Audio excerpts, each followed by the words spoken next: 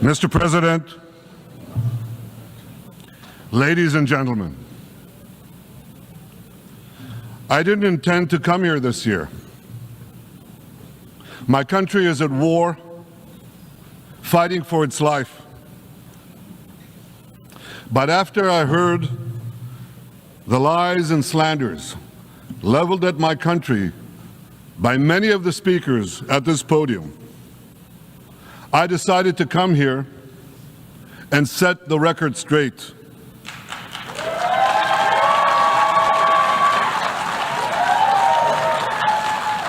I decided to come here to speak for my people, to speak for my country, to speak for the truth.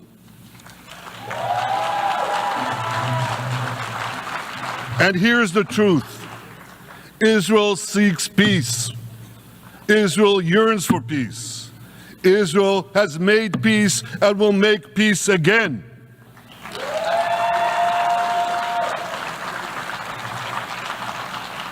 Yet we face savage enemies who seek our annihilation, and we must defend ourselves against these savage murderers. Our enemies seek not only to destroy us, they seek to destroy our common civilization and return all of us to a dark age of tyranny and terror. When I spoke here last year, I said we faced the same timeless choice that Moses put before the people of Israel thousands of years ago. As we were about to enter the Promised Land, Moses told us that our actions will determine whether we bequeath to future generations a blessing or a curse. And that is the choice we face today. The curse of Iran's unremitting aggression, or the blessing of a historic reconciliation between Arab and Jew. In the days that followed that speech, the blessing I spoke of came into sharper focus. A normalization deal between Saudi Arabia and Israel seemed closer than ever. But then came the curse of October 7th. Thousands of Iranian-backed Hamas terrorists from Gaza burst into Israel in pickup trucks, on motorcycles, and they committed unimaginable atrocities. They savagely murdered 1,200 people. They raped and mutilated women. They beheaded men.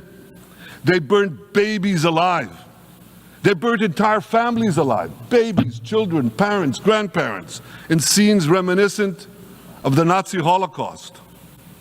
Hamas kidnapped 251 people from dozens of different countries, dragging them into the dungeons of Gaza.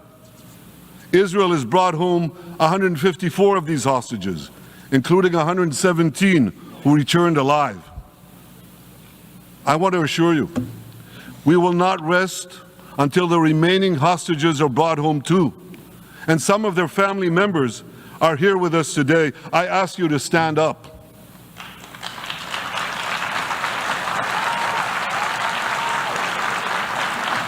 With us is Eli Stevie, whose son Idan was abducted from the Nova Music Festival. That was his crime.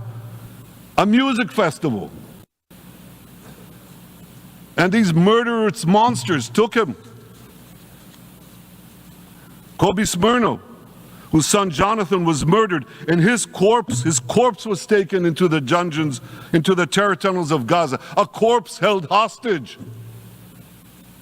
Salim al-Atrash, whose brother Muhammad, a brave Arab-Israeli soldier, was murdered. His body too was taken to Gaza. And so was the body of Ifat Hyman's daughter in Bar, who was brutally murdered at that same music festival.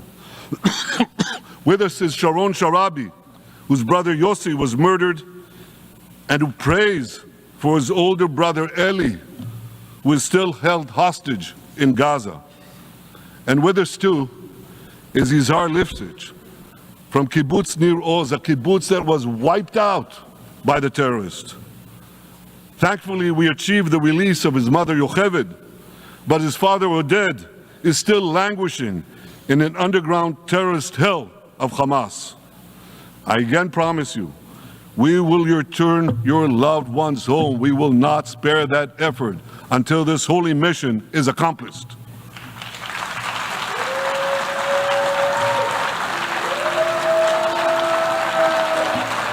Ladies and gentlemen, the curse of October 7th began when Hamas invaded Israel from Gaza. But it didn't end there. Israel was soon forced to defend itself on 6 more war fronts organized by Iran. On October 8th, Hezbollah attacked us from Lebanon. Since then, they fired over 8,000 rockets at our towns and cities, at our civilians, at our children. 2 weeks later, the Iran-backed Houthis in Yemen launched drones and missiles at Israel, the first of 250 such attacks, including one yesterday aimed at Tel Aviv. Iran's Shiite militias in Syria and Iraq have targeted Israel dozens of times over the past year as well.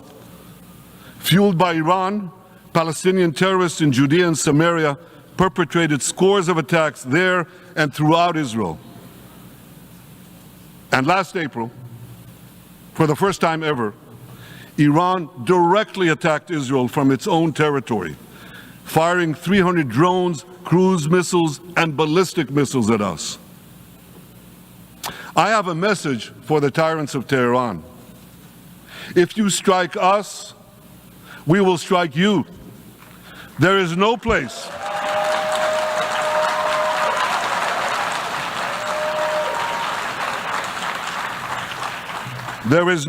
in Iran that the long arm of Israel cannot reach, and that's true of the entire Middle East.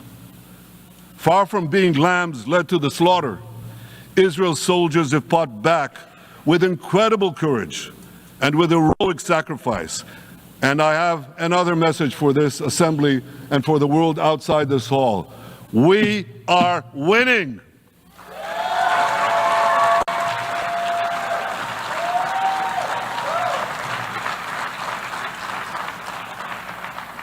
Ladies and gentlemen, as Israel defends itself against Iran in the seven-front war, the line separating the blessing and the curse could not be more clear.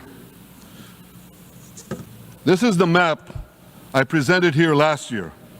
It's a map of a blessing. It shows Israel and its Arab partners forming a land bridge connecting Asia and Europe between the Indian Ocean and the Mediterranean Sea. Across this bridge, we will lay rail lines, energy pipelines, fiber optic cables, and this will serve the betterment of 2 billion people. Now look at this second map. It's a map. Look at the second map. It's a map of a curse. It's a map of an arc of terror that Iran has created and imposed from the Indian Ocean to the Mediterranean. Iran's malignant arc has shut down international waterways. It cuts off trade. It destroys millions, destroys nations from within, and inflicts misery on millions. On the one hand, a bright blessing, a future of hope. On the other hand, a dark future of despair. And if you think this dark map is only a curse for Israel, if you think that, then you should think again. Because Iran's aggression, if it's not checked, will endanger every single country in the Middle East and many, many countries in the rest of the world. Because Iran seeks to impose its radicalism well beyond the Middle East. That's why it funds terror networks on 5 continents. That's why it builds ballistic missiles for nuclear warheads to threaten the entire world. For too long, the world has appeased Iran. It turns a blind eye to its internal repression. It turns a blind eye to its external aggression. Well, that appeasement must end, and that appeasement must end now.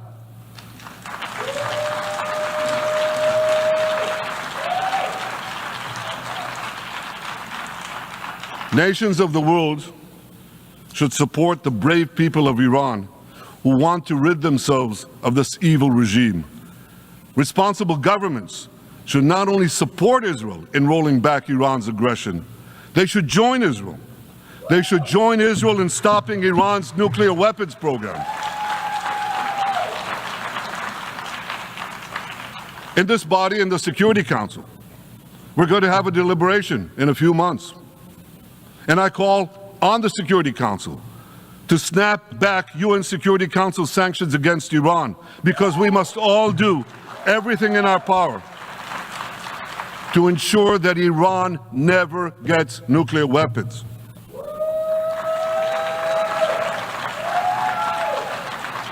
For decades, I've been warning the world against Iran's nuclear program. Our actions delayed this program by perhaps a decade, but we haven't stopped it. We've delayed it, but we haven't stopped it.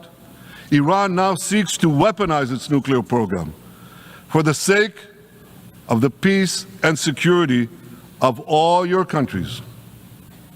For the sake of the peace and security of the entire world, we must not let that happen. And I assure you, Israel will do everything in its power to make sure it doesn't happen.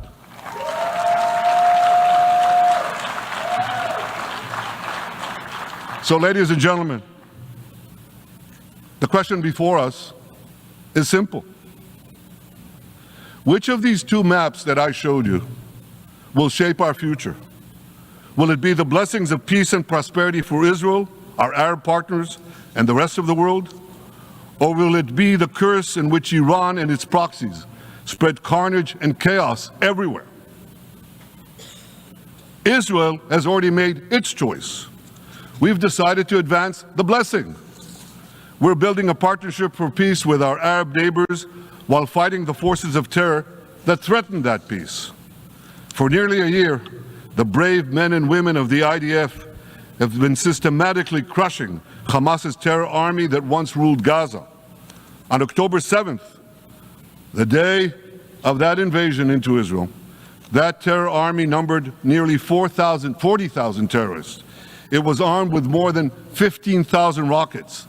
It had 350 miles of terror tunnels, an underground network bigger than the New York subway system, which they used to wreak havoc above and below ground. A year later, the IDF has killed or captured more than half of these terrorists, destroyed over 90% of their rocket arsenal, and eliminated the key segments of their terror tunnel network. In major military operations,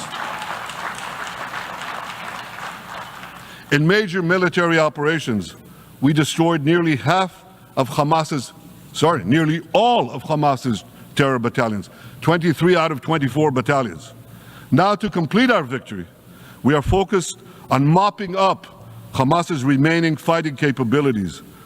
We are taking out senior terrorist commanders and destroying remaining terrorist infrastructure.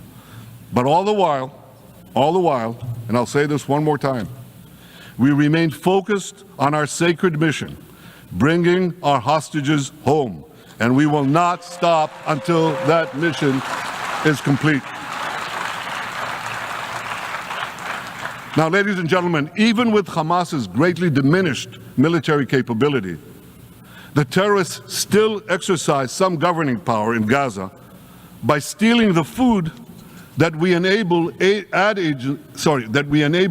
agencies to bring into Gaza. Hamas steals the food, and then they hike the prices. They feed their bellies, and then they fill their coffers with money that they extort from their own people. They sell the stolen food at exorbitant prices, and that's how they stay in power. Well, this too has to end, and we're working to bring it to an end.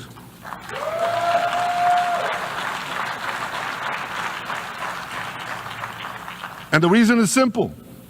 Because if Hamas stays in power, it will regroup, rearm, and attack Israel again and again and again, as it is vowed to do. So Hamas has got to go.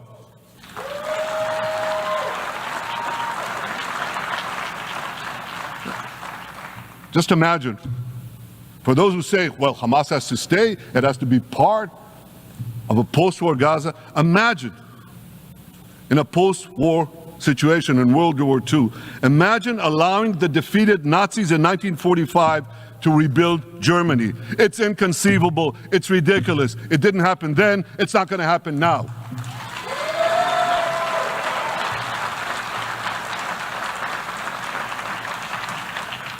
This is why Israel will reject any rule for Hamas in a post-war Gaza. We don't seek to resettle Gaza. What we seek is a demilitarized and de-radicalized Gaza. Only then can we ensure that this round of fighting will be the last round of fighting. We are ready to work with regional and other partners to support a local civilian administration in Gaza committed to peaceful coexistence. As for the hostages, I have a message for the Hamas captors. Let them go. Let them go. All of them. Those alive today must be returned alive, and the remains of those whom you brutally killed must be returned to their families.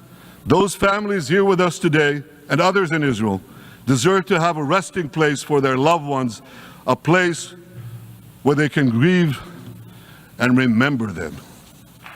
This war, ladies and gentlemen, this war can come to an end now. All that has to happen is for Hamas to surrender, lay down its arms, and release all the hostages. But if they don't, we will fight until we achieve victory, total victory. There is no substitute for it.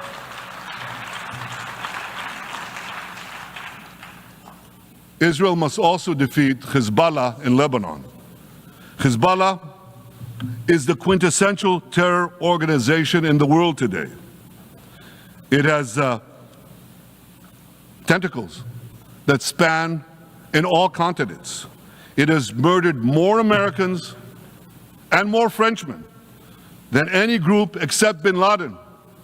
It's murdered the citizens of many countries represented in this room. And it has attacked Israel viciously over the last 20 years, in the last year, completely unprovoked. A day after the Hamas massacre, on October 7th, Hezbollah began attacks against Israel, which forced more than 60,000 Israelis on our northern border to leave their homes, becoming refugees in their own land. Hezbollah turned vibrant towns in the north of Israel into ghost towns.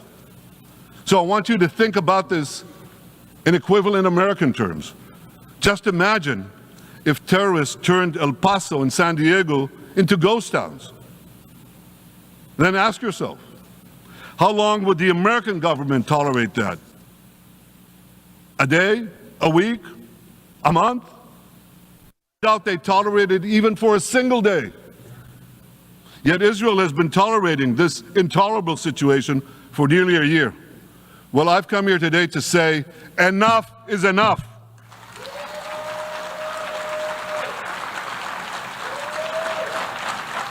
We won't rest until our citizens can return safely to their homes. We will not accept a terror army perched on our northern border, able to perpetrate another October 7th style massacre. For 18 years, Hezbollah brazenly refused to implement UN Security Council Resolution 1701, which requires it to move its forces away from our borders. Instead, Hezbollah moved right up to our border. They secretly dug terror tunnels to infiltrate our communities and indiscriminately fired thousands of rockets into our towns and villages. They fire these rockets and missiles not from military sites. Not from that. They do that too. But they fire those rockets and missiles after they place them in schools, in hospitals, in apartment buildings, and in the private homes of the citizens of Lebanon. They endanger their own people. They put a missile in every kitchen, a rocket in every garage. I said to the people of Lebanon this week, Get out of the death trap that Hezbollah has put you in. Don't let Nasrallah drag Lebanon into the abyss. We're not at war with you. We're at war with Hezbollah, which has hijacked your country and threatens to destroy ours. As long as Hezbollah chooses the path of war, Israel has no choice, and Israel has every right to remove this threat and return our citizens to their homes safely. And that's exactly what we're doing.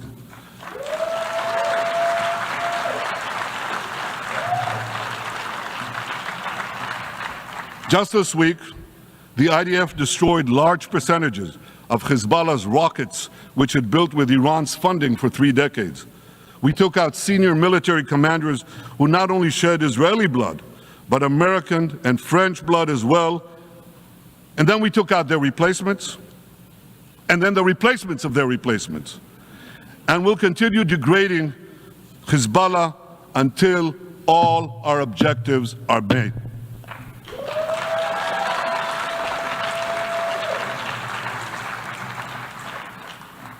Ladies and gentlemen, we're committed to removing the curse of terrorism that threatens all civilized societies. But to truly realize the blessing of a new Middle East, we must continue the path we paved with the Abraham Accords 4 years ago. Above all, this means achieving a historic peace agreement between Israel and Saudi Arabia.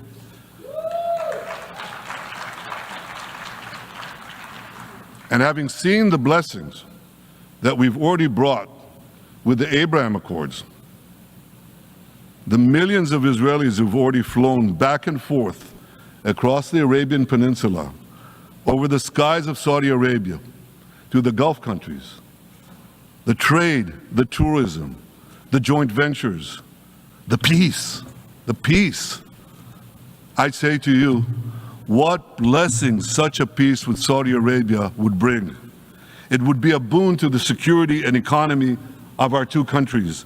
It would boost trade and tourism across the region. It would help transform the Middle East into a global juggernaut. Our 2 countries could cooperate on energy, water, agriculture, artificial intelligence, and many, many other fields. Such a peace, I'm sure, would be a true pivot of history. It would usher in a historic reconciliation between the Arab world and Israel, between Islam and Judaism, between Mecca and Jerusalem. While Israel is committed to achieving such a peace, Iran and its terror proxies are committed to scuttling it. That's why one of the best ways to foil Iran's nefarious designs is to achieve the peace. Such a peace would be the foundation for an even broader Abrahamic alliance. And that alliance would include the United States, Israel's current Arab peace partners, Saudi Arabia, and others who choose the blessing of peace. It would advance security and prosperity across the Middle East and bring enormous benefits to the rest of the world. With American support and leadership, I believe this vision can materialize, and much sooner than people think. And as the Prime Minister of Israel, I will do everything in my power to make it happen. This is an opportunity that we and the world should not let go by.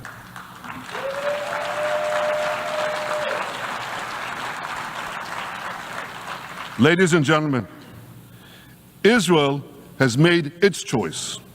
We seek to move forward to a bright age of prosperity and peace. Iran and its proxies have also made their choice. They want to move back to a dark age of terror and war. And now I have a question. And I pose that question to you. What choice will you make? Will your nation stand with Israel? Will you stand with democracy and peace? Or will you stand with Iran, a brutal dictatorship that subjugates its own people, exports terrorism across the globe? In this battle between good and evil, there must be no equivocation. When you stand with Israel, you stand for your own values and your own interests. Yes, we're defending ourselves, but we're also defending you against a common enemy that through violence and terror seeks to destroy our way of life. So there should be no confusion about this. But unfortunately, there is a lot of it in many countries and in this very hall, as I've just heard. Good is portrayed as evil, and evil is portrayed as good. We see this moral confusion when Israel is falsely accused of genocide, when we defend ourselves against enemies who try to commit genocide against us. We see this too when Israel is absurdly accused by the ICC prosecutor of deliberately starving Palestinians in Gaza. What an absurdity! We have to bring in 700,000 tons of food into Gaza. That's more than 3,000 calories a day for every man, woman, and child in Gaza. We see this moral confusion when Israel is falsely accused of deliberately targeting civilians. We don't want to see a single person, a single innocent person die. That's always a tragedy. And that's why we do so much to minimize civilian casualties, even as our enemies use civilians as human shields. And no army has done what Israel is doing to minimize civilian casualties. We drop flyers, we send text messages, we make phone calls by the millions to ensure that Palestinian civilians get out of harm's way. We spare no effort in this noble pursuit. We see yet another profound moral confusion when self-described progressives march against the democracy of Israel. Don't they realize they support the Iranian-backed goons in Tehran and in Gaza? The goons who gun down protesters, murder women for not covering their hair, and hang gays in public squares, some progressives. According to the US Director of National Intelligence, Iran funds and fuels many of the protesters against Israel. Who knows, maybe some of the protesters, or even many of the protesters outside this building now.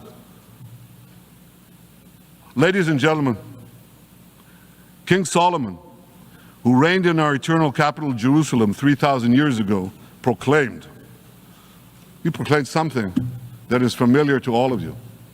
He said, "There is nothing new under the sun." Well, in an age of space travel, quantum physics, and artificial intelligence, some would argue that's a debatable statement. But one thing is undeniable.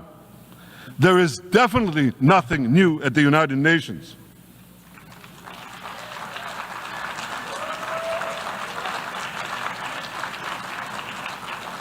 Take it from me. I first spoke from this podium as Israel's ambassador to the UN in 1984. That's exactly 40 years ago. And in my maiden speech here, I think it's the same podium, by the way. In my maiden speech here, I spoke against a proposal to expel Israel from this body. 4 decades later, I find myself defending Israel against that same preposterous proposal. And who's leading the charge this time? Not Hamas, but Abbas, Palestinian Authority President Mahmoud Abbas. This is the man who claims he wants peace with Israel. Yet he still refuses to condemn the horrific massacre of October 7th. He's still paying hundreds of millions to terrorists who murder Israelis and Americans. It's called pay for slay. The more you murder, the more you get paid. And he still wages unremitting diplomatic warfare against Israel's right to exist and against Israel's right to defend itself. And by the way, they amount to the same thing. Because if you can't defend yourself, you can't exist. Not in our neighborhood, certainly, and maybe not in yours. Standing in this podium 40 years ago, I told the sponsors of that outrageous resolution to expel Israel, "Gentlemen, check your fanaticism at the door." Today, I tell President Abbas and all of you who would shamefully support that resolution, check your fanaticism at the door. The singling out of the one and only Jewish state continues to be a moral stain on the United Nations. It has made this once respected institution contemptible in the eyes of decent people everywhere. But for the Palestinians, this UN House of Darkness is home court.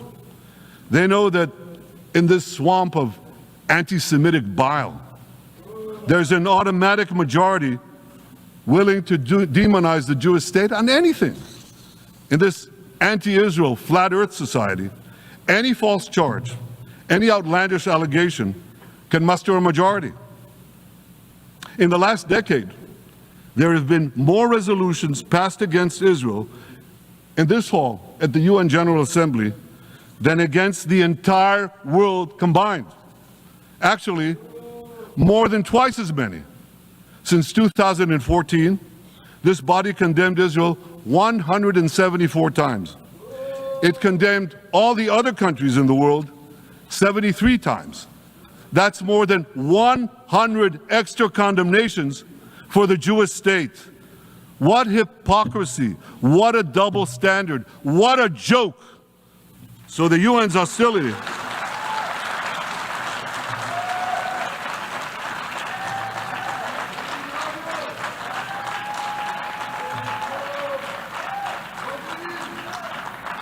So all the speeches you heard today, all the hostility directed at Israel this year, it's not about Gaza. It's about Israel. It's always been about Israel's very existence. And I say to you, until the Jewish state is treated like other nations, until this anti-Semitic swamp is drained, the UN will be viewed by fair-minded people everywhere as nothing more than a contemptuous farce. Now, given the anti-Semitism at the UN, it should surprise no one that the prosecutor at the ICC, one of the UN's affiliated organs, is considering issuing arrest warrants against me and Israel's defense minister, the democratically elected leaders of the democratic state of Israel. The ICC prosecutors rushed to judgment. His refusal to treat Israel with its independent courts the way other democracies are treated is hard to explain by anything other than pure anti-Semitism. Ladies and gentlemen, the real war criminals are not in Israel. They're in Iran. They're in Gaza, in Syria, in Lebanon, in Yemen. Those of you who stand with these war criminals, those of you who stand with evil against good, with a curse against the blessing, those of you who do so should be ashamed of yourselves.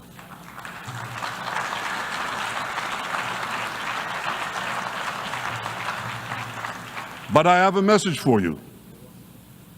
Israel will win this battle. We'll win this battle because we don't have a choice. After generations in which our people were slaughtered, remorselessly butchered, and no one raised a finger in our defense, we now have a state. We now have a brave army, an army of incomparable courage, and we are defending ourselves. As the book of Samuel says in the Bible, Netzach Yisrael lo yishaker. The eternity of Israel will not falter.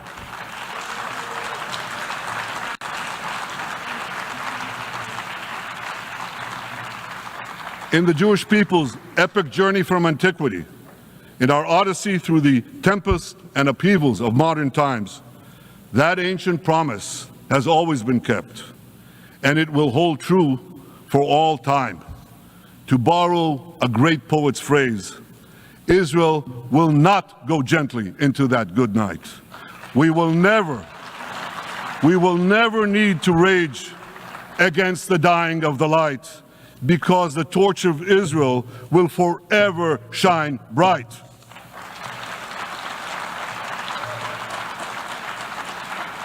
To the people of Israel and to the soldiers of Israel, I say, be strong and of good courage.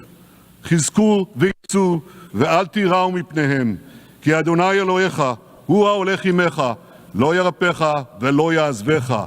Am Yisrael Chai, the people of Israel live now, tomorrow, forever. Thank you.